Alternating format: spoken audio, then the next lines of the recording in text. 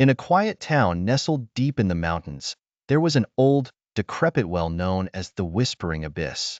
The well had been sealed for centuries, its dark mouth covered by a heavy stone slab. Legend had it that the well was a gateway to a forgotten realm of darkness, where unspeakable horrors lurked. The townspeople warned their children never to go near it, for the well had a way of calling out to the curious and the foolish. One cold autumn night, a group of teenagers, eager for a thrill, decided to test the legend. Among them was a boy named Jack, who had always been fascinated by the unknown. They gathered around the well, armed with nothing but their flashlights and daring each other to be the first to move the stone. With a sense of dread and excitement, Jack stepped forward and, with the help of his friends, pushed the heavy slab aside. As the stone shifted, a gust of cold, stale air rushed out, carrying with it faint whispers, voices that seemed to be speaking directly into their minds.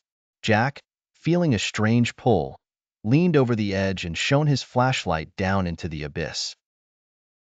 The light barely penetrated the darkness, but something moved far below, a shadow within the shadows.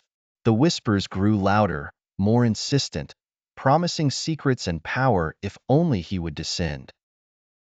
Without thinking, Jack tied a rope around the well's crank and lowered himself into the darkness. His friends called after him, their voices growing faint as he descended deeper and deeper. The walls of the well seemed to close in, and the air became thick, almost suffocating. As he reached the bottom, Jack found himself in a cavern lined with ancient, crumbling stone. In the center of the chamber was a pool of inky black water, its surface unnaturally still. The whispers were deafening now, coming from all around him.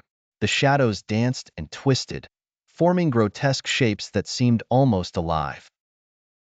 Drawn to the pool, Jack knelt beside it, peering into its depths.